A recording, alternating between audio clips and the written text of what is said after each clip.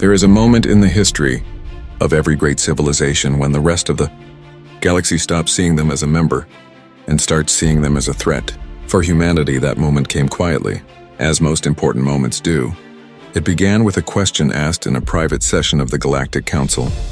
A session with no official record, no transcript, no witnesses except the representatives themselves. Ambassador Zixara of the Valori asked it. He had been thinking about it for a long time.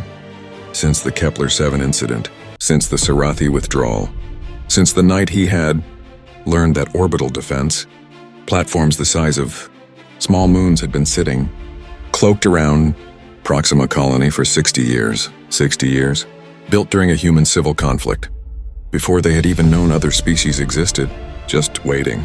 He looked around the private chamber at the other representatives. Kreeth of the Devorians, Ambassador Paul of the Lamari, 7 others from species spread across the galaxy. All of them had come when he called. All of them had the same look in their eyes. The question, Zixara said carefully, is not whether humanity is dangerous. He paused. The question is what we do about it. The room was very quiet. Kreeth's silver scales shifted slowly. They have broken no laws, violated no treaties. Every action they have taken has been, technically, defensive. Technically, Paul of the Lumari repeated softly. The Lumari were the most peaceful species in the known galaxy. They had not fought a war in 3,000 years. 60 years ago, they built weapons platforms the size of moons and cloaked them near a civilian colony. To protect the colony, Kreeth said. Yes, Paul agreed. To protect it from each other. Before they knew we existed. He looked around the room. What are they building now? What have they built in the 30 years since joining this council that we do not know about? Nobody answered. Because nobody knew, and that was exactly the problem. Sarah Chen found out about the private meeting 3 days later. She always found out. That was one of the things other species never quite understood about human diplomats. They seem to know things they should not know. Hear conversations that happened behind closed doors. Anticipate moves before they were made. It was not magic. It was not technology. It was simply experience. 10,000 years of politics, of war, of betrayal and alliance, and the endless complicated dance of civilizations trying to coexist. Humans had been doing this to each other for their entire history. Reading other species was by comparison almost easy. She requested a formal meeting with Zixara. He looked uncomfortable when she walked in, which told her everything she needed to know about how the private session had gone. You know, he said. It was not a question. I know, she confirmed, taking a seat across from him. He was quiet for a moment. Then are you angry? Sarah considered the question seriously. No, she said finally. I understand it. If our positions were reversed, if one of your species had the history we have, the capabilities we have, and we knew as little about your intentions as you know about ours, she paused, we would have called that same meeting. Zixara stared at her. That does not concern you? Being feared? Being feared is not the problem, Sarah said. Being feared and misunderstood is the problem. She folded her hands on the table. So let me help with the misunderstanding. Zixara waited. You want to know what we have built, Sarah said. What weapons? What platforms? What capabilities? We have developed in 30 years that the Council does not know about. Yes, Zixara said quietly. Sarah nodded slowly. I will show you, she said. Everything. Complete transparency. Full access to every human military installation, every defense system, every weapons program active or inactive. She met his eyes. On one condition. What condition? You come yourself, she said. Not a representative. Not an observer team. You personally. Because what I am going to show you is not something I want filtered through a report. Zixara was quiet for a long time. When? He asked finally. Tomorrow, Sarah said. What Zixara saw over the next 7 days changed him completely. Not because humanity was more powerful than he had feared, but because of what they had done with that power. Sarah took him everywhere. No restrictions. No carefully prepared tours designed to show only the best parts. She showed him the weapons platforms, yes, all of them. There were more than he had imagined. Far more. Spread across human space in a network so comprehensive that any attack on any human world would face an immediate, overwhelming response within minutes.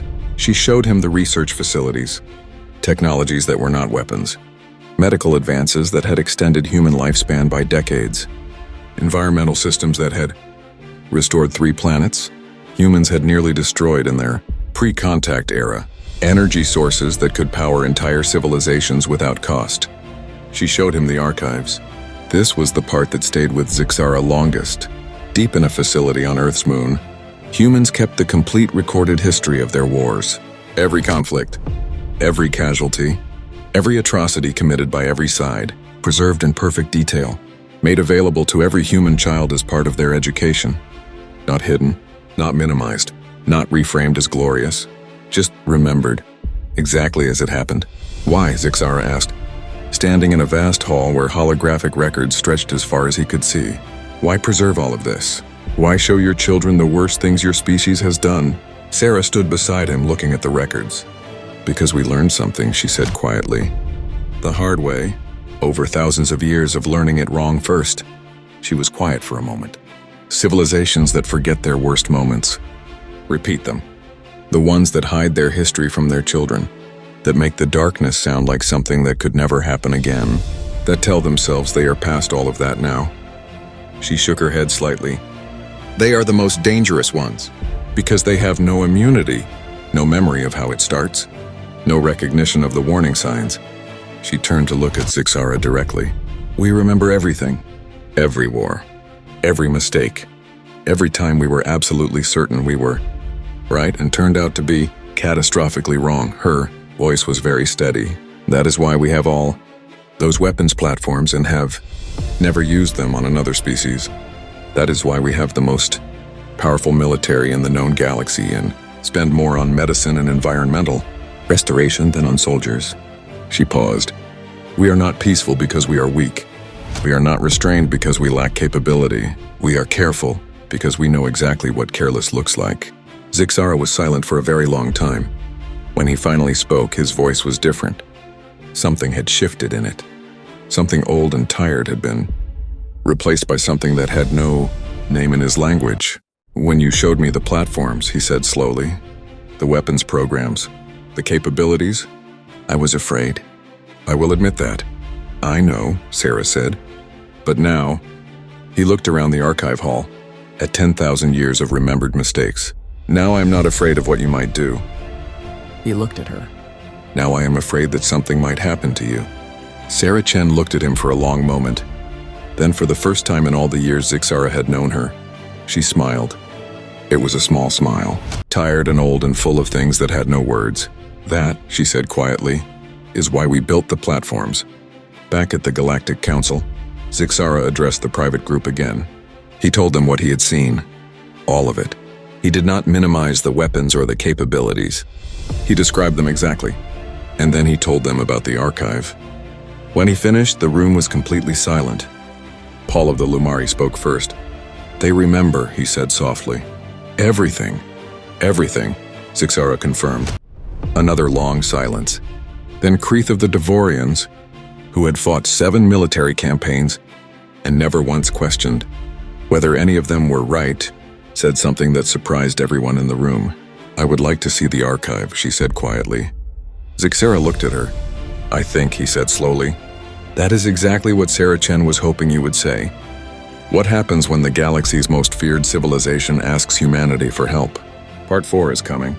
Subscribe to Human Protocol. You are only beginning to understand what humans really are.